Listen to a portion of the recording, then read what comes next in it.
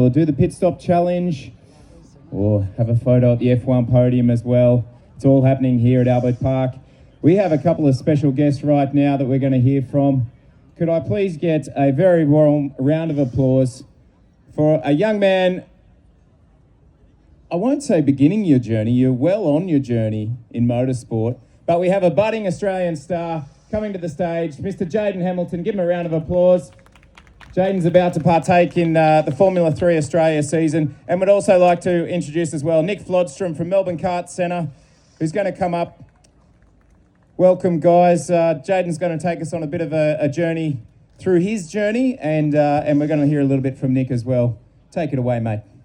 Yep, so I'm Jaydens Hamilton. I actually started my racing journey really late. So most people actually start their racing journey at the ripe old age of 6. Whereas I actually started my racing journey when I was 12 years old. So normally people go straight into cadet go-karts, which is like a little 2-stroke engine, whereas I actually started in that top left photo in rental karts at Le Mans. So I started when I was 12 because that was the minimum age required to go into the Le Mans Driver Academy program. So what they did there is that every single week we'd go down there on a Wednesday night and we'd have a new lesson to learn every single week. So one week it might be braking, the next week it might be racing lines, and one week we might do a little bit of a track walk. So Nick was actually my first coach there, and now we have Lockie who's in the crowd down here. I actually coach with Lockie down at Le Mans now, so I've done a full circle back. And yeah, Nick, so how did you actually find the Le Mans driver program when we were there? The Le Mans driver program is absolutely awesome for kids to dip their toes in the water before making the investment in getting to competitive go-karting. It's cool to identify talent. Jayden, as an example, where he ended up actually having a career in motorsport. Yeah, so it's actually like a really major stepping stone. So what we like to think of it as is the whole reason we did it is to actually let people that necessarily don't have the money for getting into motorsport like fully, because it is a rather large investment to get into motorsport. You have to buy your own go-kart, service it yourself. You then have to be your own mechanic on everything. If something breaks, you have to replace it yourself. So having Le Mans to do everything for you and you just rock up and drive is an amazing thing to actually let kids do. It's almost like being a part of your own racing team. So shortly after that, in 2022, I got my own go-kart. So in the top right photo, you can see that's my new livery. Well, not new livery, but it's my newest livery.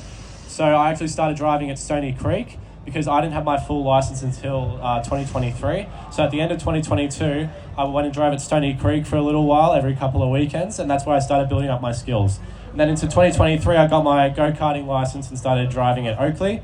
And when I eventually started driving enough at Oakley, got my experience up, I then started driving around Victoria. So I went to places such as Todd Road, Puckapunyal and Geelong were my 3 main ones that I drove at. And Nicky actually has a racing team with MKC. He actually takes kids all around Victoria and also across Australia as well for AKC. So, Nick, do you want to talk about your racing team at MKC and what you guys do there? Yeah, at Melbourne Kart Centre, I guess we're the stepping stone from Le Mans Drivers Academy. And I guess from Le Mans Young Drivers Academy, we take the career on from there and work on tracks all around Victoria in competitive kart racing. So it's been awesome actually to watch Jayden come from rental karts to racing karts.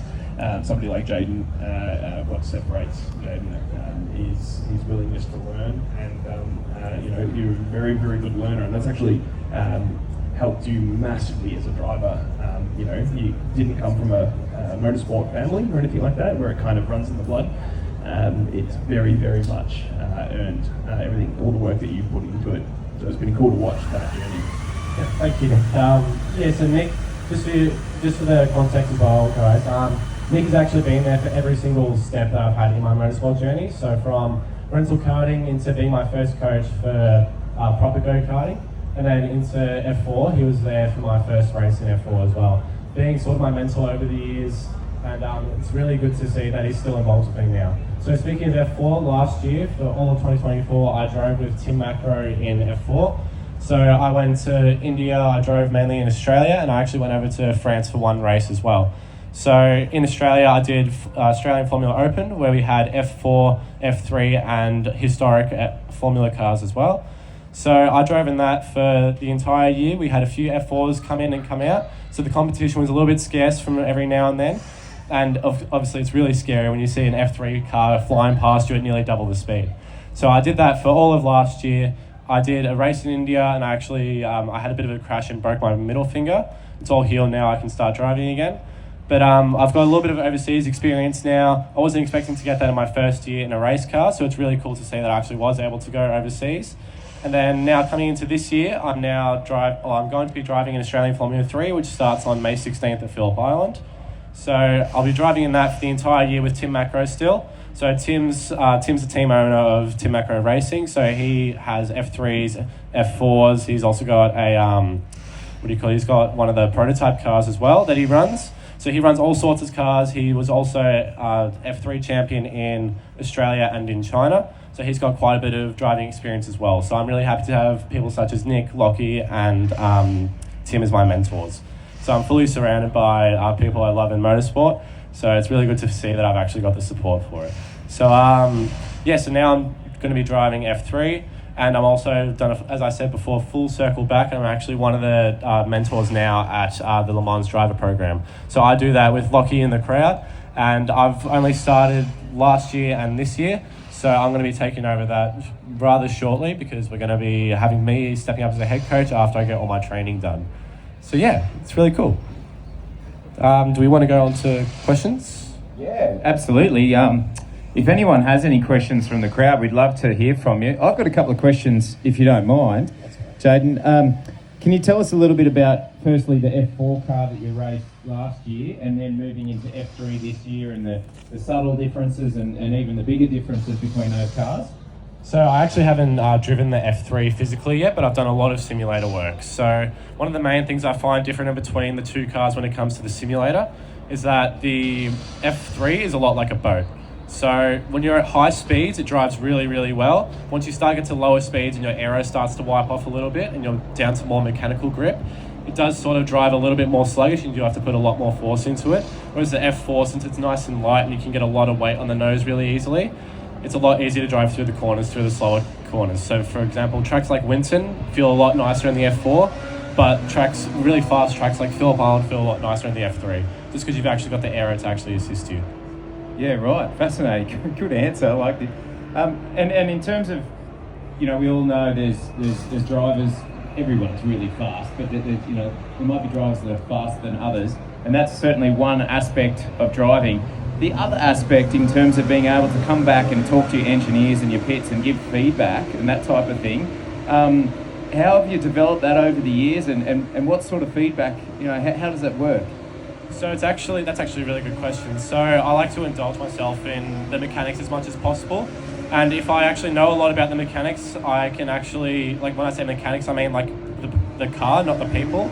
I can actually give it really good feedback. I can say the front wing was way too pointy that round because I started oversteering a lot. So can we maybe dial it back down by a few degrees? So I can, by asking questions and by asking plenty of questions, I can actually gain a bit of knowledge. And by gaining knowledge, I can then give proper feedback. So I can actually feel what's happening in the car and give the appropriate feedback and get told what I've been doing wrong, what I've been doing right, and to see if my feedback was because of my driving or if it was because of the car. It's probably worth mentioning, Jayden, we've talked a lot about on track, but there's quite a lot of work that's gone into your racing career off track. So what are some of the things that you've done off track to get to where you are? So that's a really good question. There's So one of the main things you have to work on is your fitness. So obviously drivers have to be really, really fit to go out and drive for 20 minutes at a time. Our cockpits don't get as hot as F1s do. So for example, at Bahrain, their cockpits get up to about 80 degrees. The hottest my cockpit has gotten to is 60 degrees. So 60 degrees is still very hot to have ambient heat in. So it does feel a little bit like a microwave. But if you don't have your fitness and you don't have your cardiovascular strength, you're gonna have torture out there. As well as you also need to have your physical strength as well. So in your arms and your legs and your core. So I actually in my old car, I used to have to press 110 kilos on the brake. And then when we upgraded to my newer car, which is in the middle photo over here, we got that dialed down to about 80 kilograms. So it was a little bit less stressful on my leg. But then at the newer F3 cars, we then have to do in between 130 to 150 kilos. Extraordinary amount. Yeah, and for reference, I'm about 72 kilos myself. So having to do nearly double my body weight it's pretty hard to do. So I have to try and make sure that I work out regularly. And since the season is starting soon, I'm going to have to start working out a lot more regularly again. I did have a little bit more slack during the holidays. That's a fascinating insight into what actually happens in the cockpit and how much strength you have to have. Your F4 car, and I know you haven't driven the F3 yet, but what sort of speeds are we talking? So the F4, the fastest I've gone on the F4 was 248, so 248 kilometers per hour. So that was with tailwind, slipstream, and it was in pretty much perfect conditions. So it was nice and cold for the engine to run really nicely, but it wasn't too cold that the tyres were really hot. And that was at Phillip Island in the last race last year. And the F3s can get up to about 258 in the same type of conditions with slipstream, with tailwind, and they also in the prime conditions for the engine to run. So pretty quick, but the F3s out here will do maybe sub 300, so 290. F2, I'm actually not quite sure, but I'm guessing about 320, and then obviously F1 goes quite close to 400, being 360. So I've got a random one for you, and I'm not sure if you'll be able to answer it, but I was down here at the last corner. It's probably a 100-degree corner just down the end. We're coming off the back straight. The F1s brake at about the 60 to 70 metre mark. The V8s this morning were braking at about 100 and 110 metre mark. Where do you think the sort of F4 and the F3 car would have to get on the haunches? So the F4 would be probably in between that 110 and that 50 metre mark that you were saying. So I would say probably we wouldn't be getting major speeds down there. We'd probably be going about maybe 220 just exiting the chicane here. So as we're coming in, we'll probably brake it around the I'd say 80 metre mark, and the F3 can pull up a lot nicer because it's got more downforce, bigger brakes, and also weighs a lot more too. So it can really come to a stop quicker. So I would say that's probably around maybe the 60 metre mark. Yeah, right, okay. Fascinating stuff. Nick, would you like to jump in there with anything? Yeah, look, I couldn't speak on behalf of how fast you're going into these corners. What I want to ask Jayden is, there's a lot of purple here behind you. You've obviously branded yourself and have worked on the business side of your own motorsport journey. This is something that nobody would ever see. What's some of the things you do on the business side of motorsport to keep this thing running? So the main thing about the business side is when it comes to sponsorships. So sponsorships are actually relatively hard to get. You can see them all over the F1 car and you think it's really easy. You literally just give them, they give you money and that's it. When the lower tiers of motorsport, it's not that easy. And especially because F3 and F4 are actually relatively expensive, it is really hard for people like myself to actually stay in the series without the sponsorship. So Dad mainly does it, but we really give it a big crack over sponsorship. We try and send out as many emails every single week in potential sponsors. So we don't always get sponsors coming back to us. We get maybe 2 or 3 that are interested, and then after that we get normally ghosted because it is very expensive. So as soon as they see the price, it is a little bit daunting for them at first. We have had some that have come along on negotiation, and we've also got some that aren't necessarily just money. So for example, I don't know if you can see it on my car, but on the side of my car... Give your sponsors a plug. So on the side of my car, I've got Let's Go Motorhomes. So they actually don't give me a paycheck for the season. We actually get an RV from them every single race. So instead of having to go and pay maybe $500 to $1,000 for a weekend at a hotel, we actually get a motorhome every single weekend, which brings that right down to maybe about $50 to $100 for just the campsite price. So sure, they're not actually giving us money, but they're actually bringing down the cost of us, so that actually helps bring us some value. Helpful. Yeah, fantastic. Mate, you said you've obviously raced all around Australia. You had a little soiree in France and India.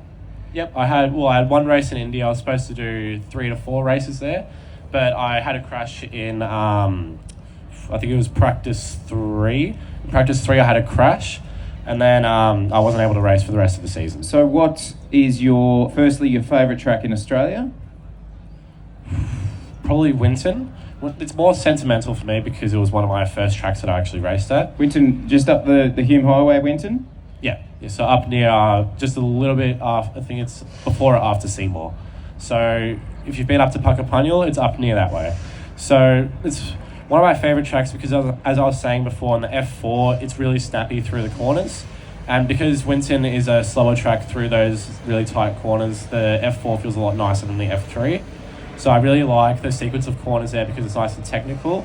When I first started driving, I was really good at all the technical stuff, but I wasn't good at any of the fast stuff because I didn't have the confidence. So Winston helped me build that confidence with all the technical stuff, hence why I can actually use the technical parts of the track a lot better. Jayden, there's a lot of motorsport fans here. Pretty much everybody, all 400,000 of them are all motorsport fans. Where can they watch you drive, and when can they watch you drive? Most of our races are going to be streamed on, I think, 7 in KO, and then the odd race will also be on Blendline TV. So Blendline TV will be for the smaller series, so maybe state or just small national series.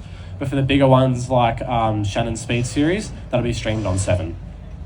And then if you want to follow me on Instagram, my Instagram handle is Jayden.Hamilton4. No, hang on, Dad's correcting me, hang on.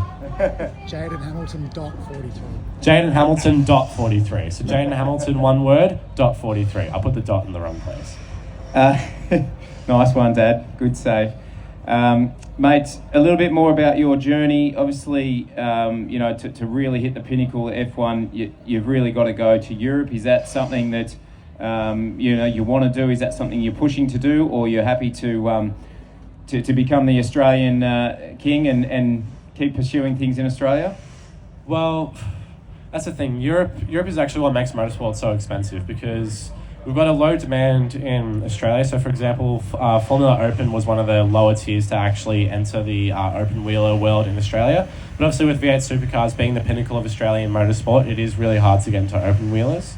So that's why we have to go over to Europe. But Europe, of course, the dollar value is a lot higher, and there's a lot more kids hopping in and out of the cars, so they tend to charge a lot more. So since their demand is a lot higher, it costs a lot to go over there. So unless you have built a big sponsor base in Australia, or you've got the money behind you to go over to Europe, it is really hard to go there. So to answer your question, if we get the proper backing for it, yes, I would love to go to Europe, but it wouldn't be this year. This year I've got year 12s to tackle, so that's why we're trying to mainly keep things in Australia. But upcoming in 2026, if we do get some backing from maybe a major sponsor, then it would be definitely the goal to go to Europe. So you got year 12s to tackle, so does that mean you're on your green peas? No, it's my red peas. On your red peas? Well, I'll be on my red peas in June. So Monday to Friday, red peas limited to 50 or 60 on the road. Saturday, Sunday, we're out there at 240. Yep, that's exactly right, yeah. So even though I don't have my full driver's license, I can drive these cars at some, very excessive speeds. You got to love the weekend. Fantastic. All right, mate. Well, thank you so much for your time. Nick, thank you for your time as well. Let's give these guys a really big round of applause. It is great to see motorsport strong in Australia. It is great to see budding stars of motorsport, mate. We wish you all the best.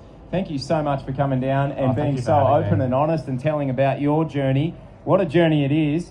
And I believe you've got some giveaways as well, a few caps and different things. So Jayden will just be over to the side of the stage here if you want to jump up and come and meet him. And I'm sure he'd love to have a chat with you as well. Is there anything else you'd like to finish up with? One main thing I want to say is that if people are telling you shouldn't be doing something, then you should do it. So I've had a lot of hate in my career, and that's one of my main motivations, is actually proving people wrong. So as soon as someone tells me I can't do something, that's all the reason why I can do it. Good man, we love that. Big round of applause for Jayden Hamilton and Nick Flodstrom from Melbourne Kart Centre. Thanks guys, really appreciate your time.